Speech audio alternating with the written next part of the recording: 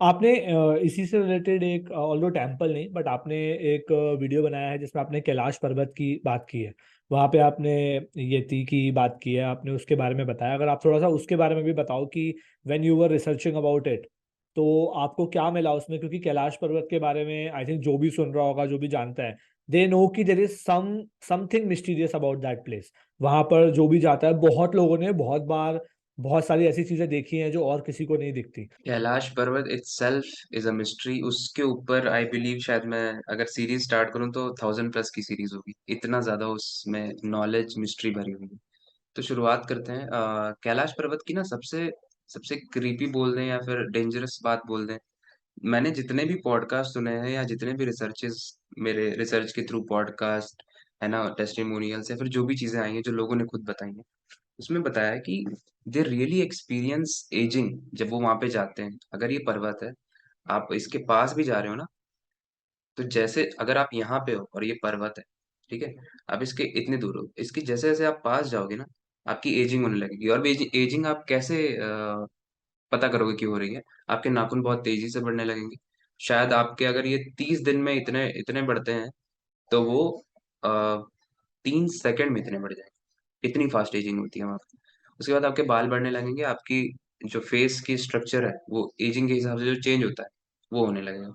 और ये मैं नहीं कह रहा हूँ, ये बहुत अच्छे और अच्छे विद्वान लोगों ने कहा है, जो साइंटिस्ट से होकर स्पिरिचुअल गुरु से होकर जो भी वहां पे गए हैं, वो सब के सब ये मानते हैं कि एजिंग वहां पे होती है। दूसरी चीज ये है कि कैलाश पर्वत एक ऐसी चीज है ना जो बहुत पवित्र मानी जाती है, हिंदू सभ्यता में भी और तिब्बतन सभ्यता में भी, और आई बिलीव शायद चाइना के भी कुछ बुद्ध लोग उसको मानते हैं, और जैन का तो है ही, तीर्थंकर्स का भी वहां पे कुछ है।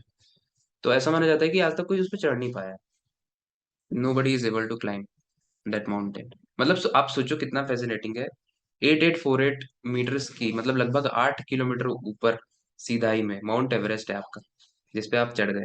क्योंकि बोला जाता है कि बहुत सारे हमारे फॉरेन साइंटिस्ट है जिन्होंने ट्राई किया उस पे क्लाइम करने का, बट उनको बहुत सारी हॉरिफिक, जिसमें से मुझे दो जो याद है, एडम करके कोई थे, उन्होंने ऐसा बताया था कि जब वो 50 मीटर से ऊपर चढ़े थे ना कैलाश की, इतनी तेज आंधी आने लगी ना, जो उन्होंने, वो बहुत अच्छे माउंटेनर है, मतलब दुनिया के हाईएस्ट माउंटेन्स पे वो चढ़ चुके हैं, जिसमें से माउंट एवरेस्ट भी था।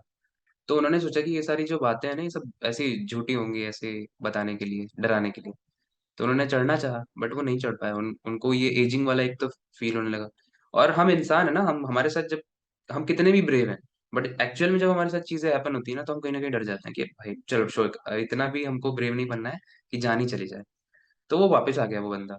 और दो तीन तो शायद मतलब वहीं पे मर भी गए, निपट गए वहीं पे, उसको प्रूव करने के चक्कर में कि हाँ हम प्रूव कर लेंगे, नहीं प्रूव कर पाए। तो अब वो ऐसी जगह है जो पवित्र तो है ही, और पवित्रता के साथ तो कोई खिलवाड़ करेगा नहीं, बट फिर भी अगर कोई रिसर्च बहुत ज्यादा ही उस परमिशन लेके जाता भी है, नहीं पहुंच पाता है कैलाश में।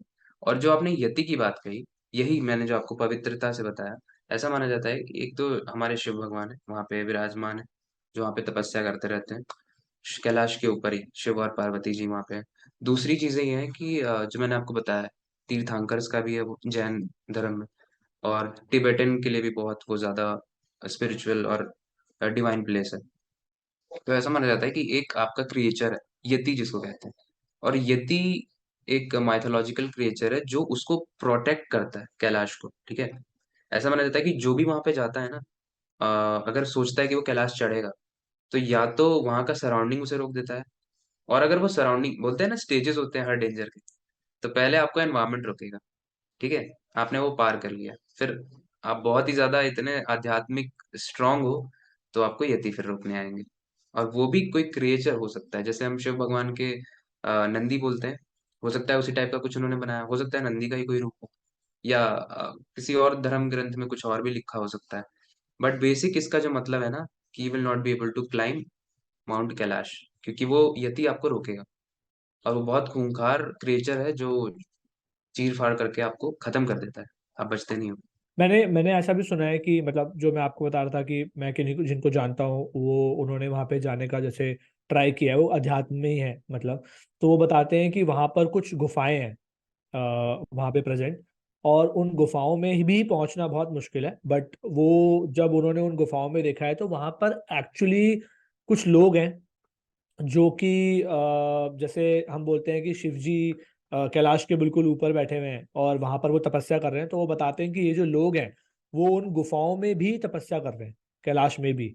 और वो जब वहां पे तपस्या कर रहे हैं तो ना वो खाना खा रहे हैं ना वो पानी पी रहे हैं, लेकिन वो जीवित है। मतलब उनकी बॉडी जम गई है, किसी किसी की स्किन भी हट गई है, कवर हो गई है, कीड़ों से कवर हो गई है, बट वो उसी पोजीशन में बैठे हुए हैं, मतलब हिले नहीं है मतलब। और वो बताते हैं कि ऐसा उन्होंने फर्स्ट हैंड देखा है जब वो वहां जाते हैं।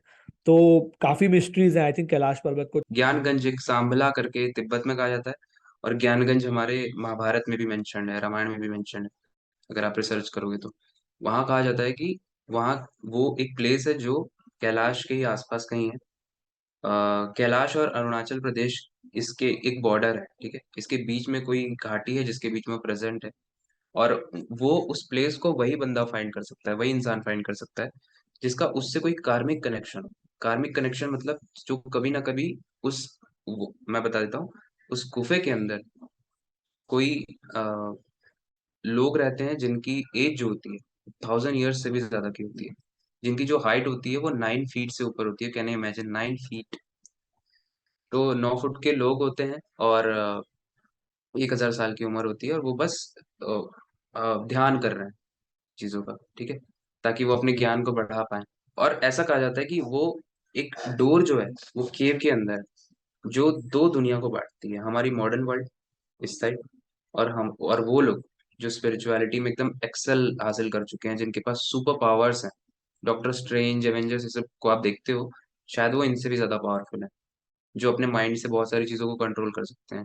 उसके बीच में ना एक केव है, और उस केव के अंदर वो दरवाजा बंद है फॉर दिस कलयुग। और ऐसा कहा जाता है कि जब भी ये कलयुग एंड हो, वो दरवाजा ओपन हो जाएगा, और ये लोग वापस से यहाँ पे आएंगे, और ये दुनिया को, सतयुग को बसाने में फिर से, क्योंकि कलयुग के बाद वापस से सतयुग स्टार्ट होगा, टाइम वापस से रिपीट होगा न्यू तरीके से, तो ये हेल्प करेंगे। बट क्योंकि आप जानते हो इंसान जहां भी जाता है, मतलब हॉलीवुड मूवीज में भी दिखाया है कि हर स्पीशीज अपने आप को बचाने में लगी रहती है आज के मॉडर्न इंसान से, क्योंकि अगर वो एंटर करेगा, करप्ट कर देगा उसको, स्टडी करने के चक्कर में, उसकी पावर्स देने के चक्कर में। तो वो एक ब्रिज है, तो ये भी कैलाश की एक मिस्ट्री है। Thank you so much for watching the clip. अगर आपको ये क्लिप अच्छी लगी हो तो consider watching the full podcast also. अगर अभी तक चैनल को सब्सक्राइब नहीं किया है तो चैनल को भी प्लीज सब्सक्राइब कर लें, ताकि जब भी हम आगे ऐसा कंटेंट डालें तो आपको वो कंटेंट रिकमेंड हो और आप उन वीडियोस को आगे देख पाएं।